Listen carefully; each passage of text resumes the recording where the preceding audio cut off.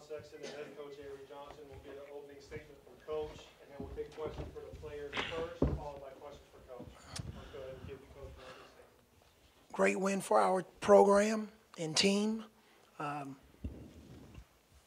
In the past, there were a lot of times we were disappointed sitting here at this podium talking to you guys.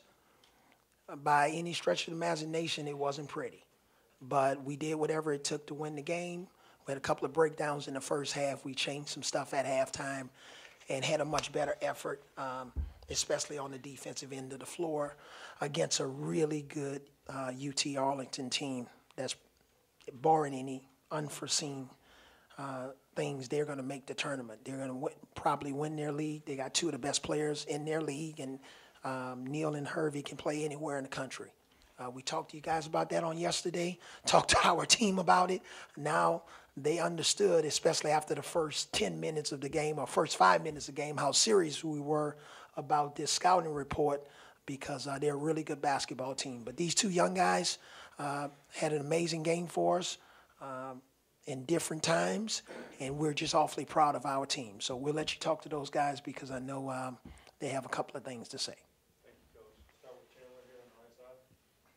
Collin, can you take us through the last possession? You know, you guarding Eric Neal, and what was the challenge in guarding him all night, a senior point guard like that? I was ready for the challenge. I felt like in defense we go over a whole lot of, in practice we go over a whole lot of defensive plays. So I feel like coach called it the alley, and if you turn them more than about 4 or 5 times, then that's a good possession. And I turned him a few times, and I got him to shoot a tough shot. Two questions for Collin. Those last several series on offense, driving to the hole, drawing the fouls. I know you didn't get the and one that you wanted, but just talk about the mindset going to get those fouls at that point. Coach, he put me in a great position to have the floor open and allow me to attack their point guard as well as the big. And if he came up and dropped it down, he just gave me the floor and told me to operate. And then given everything you've gone through, you know, personally and stuff at the beginning of the year, you've had 3 straight career games basically. What's your motivation like at this point early in the season? Since I'm out there, I might as well do something while I'm out there. So every time I step on the court, I have to give it my all. Go to Caleb here on the Danta, you got off to a quick start in both the first half and then the second half getting the first buckets for the team. What was so important about you getting the team going there and being able to cut into the lead, especially in that second half start? Just coming in, giving us a spark. Like Coach be saying, one-on-one in the post dominated, so it's in my head every time I get one-on-one. So I'm looking to take him to the hole, get a bucket.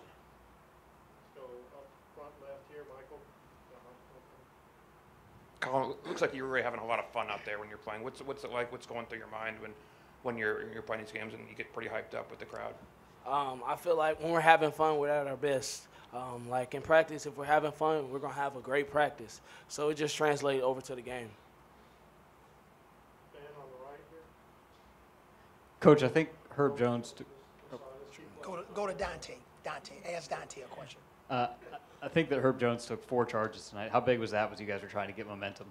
That's something that makes our defense strong on the inside. That's something we look at every day at practice, taking charges. It makes, like I said, it makes our defense strong.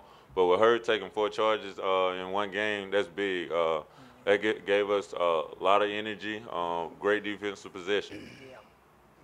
Two more questions for the players. Start here on the right now. Dante, I think several times you were matched up against Hervey. You know, I guess what was the challenge early on when he was hitting from outside, and just when you have a guy like that big that can shoot and spread the floor? Tell him the challenge. It was a tough challenge, but it's part of a fight. It's part of basketball, so I felt like I had to get up on him in defense because he's a great offensive player.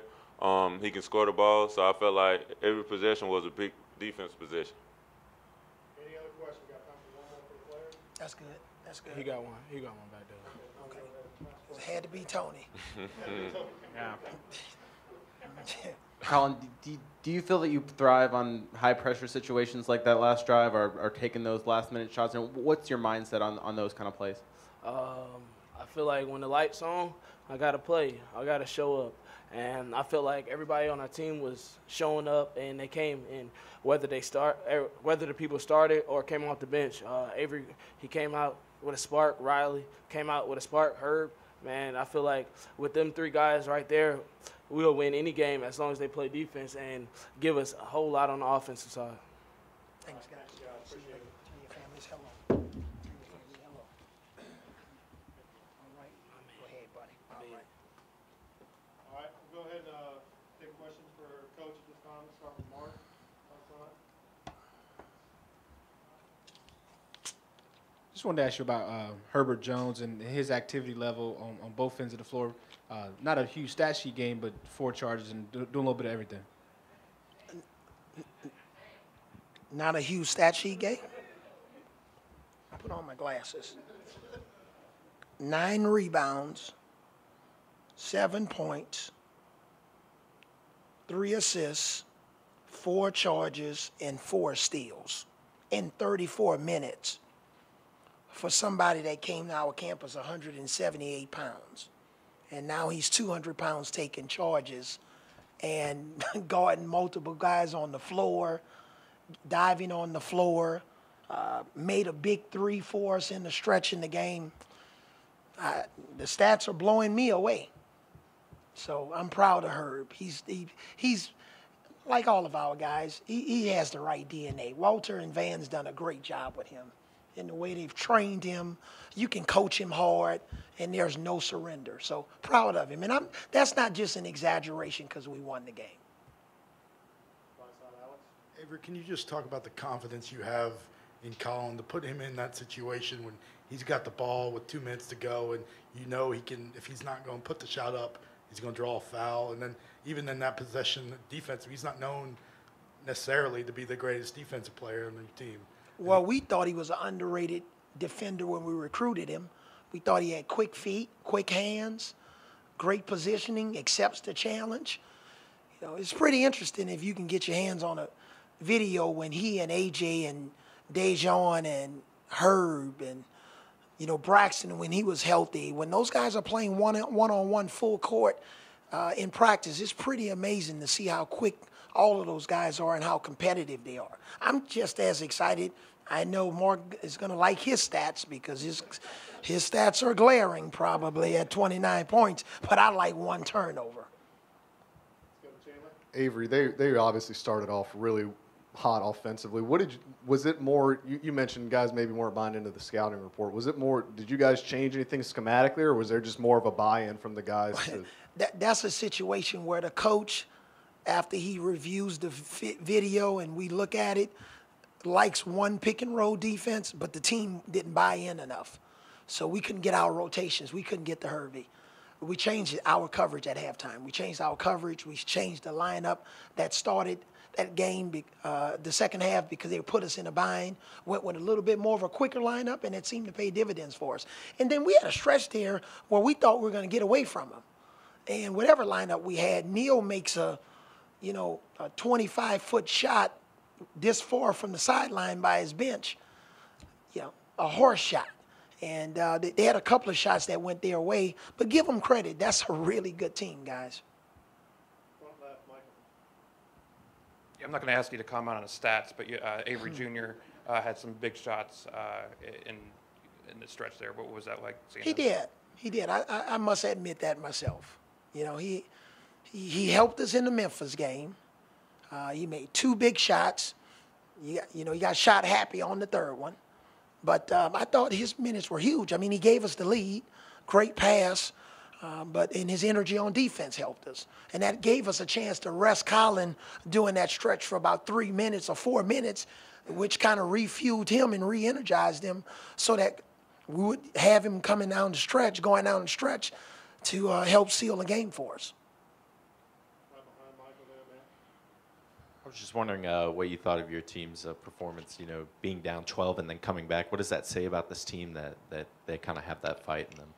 They were shocked because I didn't get animated in 1 timeout tonight. Normally, at least 2 or 3, I may get really animated, intense voice to a fever pitch, okay? Tonight, never raised my voice. because the look in their eyes, they looked like they were focused. We just were struggling with some coverages, and I think they didn't understand how good Texas Arlington was. But I liked the focus. We didn't complain. Unfortunately, we did get a double technical, which we got to stay away from. But I saw a team that was just ready to fight for 40 minutes. And for a team that was playing 3 freshmen at a time a lot tonight, that was a step in the right direction. Charlie on the left. I know we won't get to talk to you before you guys travel to Brooklyn, so how do you hope that this second half performance carries over to that, and what are you expecting to face in teams like BYU and Minnesota? A lot of our players have never gone through detailed scouting reports like this. They don't know a lot of the players that they're playing against.